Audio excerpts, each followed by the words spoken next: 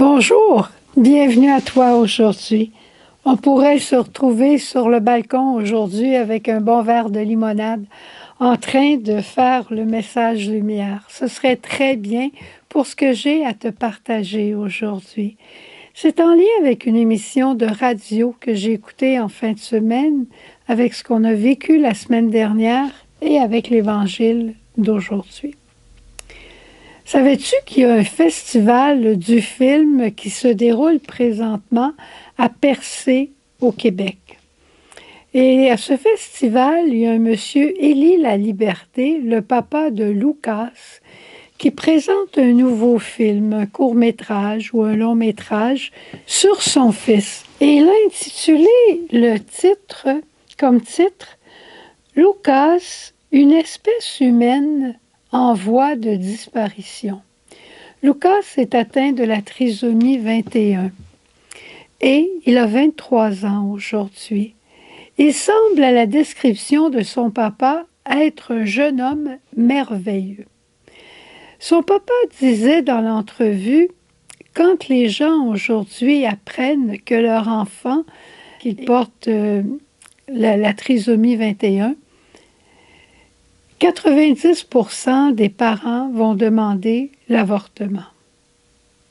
Et c'est dans ce sens-là qu'il parle d'une race en voie de disparition. Les parents disent très souvent, on ne sait pas comment vivre avec un trisomique. Et lui de dire, je ne sais pas comment je vivrai sans mon fils Lucas. Lucas a embelli la vie de ce papa. Il a embelli la vie de tant et de tant de gens, par son sourire, par sa joie de vivre, par son affection, par sa simplicité, par sa limpidité. Lucas est un rappeur. Il aime faire de la musique. Avec son père, ils ont voyagé en Europe, au Danemark, entre autres, pour aller rencontrer d'autres jeunes avec le même handicap que lui et qui font ce genre de musique. Il dit que Lucas est très épanoui, très joyeux, et maintenant qu'il est un jeune homme, il dit, pour moi, c'est un véritable copain. Je ne pourrais pas concevoir ma vie sans lui. Ça m'a touché beaucoup. D'autant qu'on venait de terminer à la famille Myriam à Bécomo une semaine passée avec les enfants de Louise Brissette. Louise Brissette, cette femme merveilleuse du Québec qui a adopté pas moins de 37 enfants handicapés, dont plusieurs avec la trisomie 21. Ils étaient là au milieu de nous. Imagine-toi qu'on pouvait faire des offices de laude, d'adoration pendant 3/4 d'heure de temps devant le Saint-Sacrement. Ils étaient là à chanter, ils étaient là à intervenir, ils étaient là heureux devant le bon Dieu. Et quand on n'était pas ensemble dans la chapelle et qu'on était dans des activités, qu'on était au repas, ils étaient là avec leur plus beau sourire, ils étaient là avec leur joie de vivre, ils étaient là avec leur paix. Ils nous désarmaient. Moi, j'ai l'impression que j'ai vécu la semaine dernière à l'université du cœur d'enfants. Et mes professeurs, ça a été ces enfants-là. On dit ces enfants-là, mais plusieurs sont dans la vingtaine aujourd'hui, mais ils ne sont pas très grands. Ils ont le don de t'enseigner la pureté de l'amour. À un moment donné, pendant un repas, il y a un monsieur dans l'assemblée chez nous ou à la salle à manger qui s'est levé, qui a fait un témoignage assez émouvant. Et pendant le témoignage, il a pleuré. Et bien, dès qu'il a eu fini de parler, on a vu 3 des petites filles se lever et d'aller vers lui, puis de le caresser et d'essayer de le consoler. Personne de nous autres qui aurait fait ça. Bien que trop gênés pour ne pas dire d'autre chose. Bien que trop pris par nous-mêmes. Les enfants se sont levés spontanément pour aller le consoler.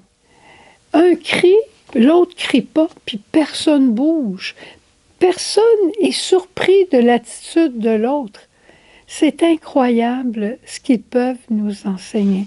Et aujourd'hui, Jésus nous dit dans l'Évangile, si quelqu'un reçoit en mon nom un enfant tel que je viens de le dire, c'est moi qu'il reçoit. Louise, la maman de toute cette famille-là, a accueilli un jour un premier enfant, Benoît. Et par la suite, Jésus est rentré dans sa vie. Elle accueillait cet enfant, Jésus rentrait dans sa vie comme jamais, et après ça, elle en a accueilli d'autres.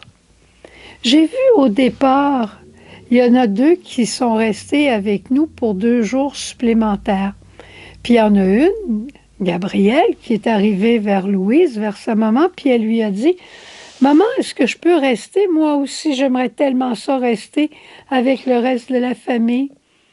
Et sa maman lui a dit, non, Gabrielle, c'est pas ton tour, c'est le tour de tes 2 autres petites sœurs. Mais toi, tu resteras l'année prochaine. Puis elle a juste fait, c'est bien, c'est correct. Elles ont une confiance en Louise, c'est la confiance filiale envers la maman. Louise, elle est une éponge d'amour pour ses enfants. Elle est de mon âge, c'est pas une jeunesse. Elle est de mon âge, mais elle les sert à la table. Chaque enfant est servi individuellement par Louise. C'est ça l'amour. Ces enfants-là ont un message à nous porter. La vie est un don de Dieu à respecter de la naissance pendant le moment où elle se passe avec ses hauts et ses bas et jusqu'à la fin. Jusqu'à la fin, une personne humaine est un don de Dieu et a quelque chose à nous livrer de Dieu. Ne va pas vers l'aide médicale à mourir, pas plus que je dirais à quelqu'un, ne va pas vers l'avortement. Ce qui est arrivé, personne ne va te juger. Mais à partir d'aujourd'hui, si c'est à refaire, ne reprends pas l'avortement, mais accueille la vie comme un don de Dieu et vis ta vie jusqu'à la fin parce que tu as quelque chose de Dieu à donner à notre monde et personne d'autre peut le donner que toi. Au revoir, bonne journée, à demain. Viens à moi, à mes pieds, je parlerai à ton cœur, je suis ton Seigneur.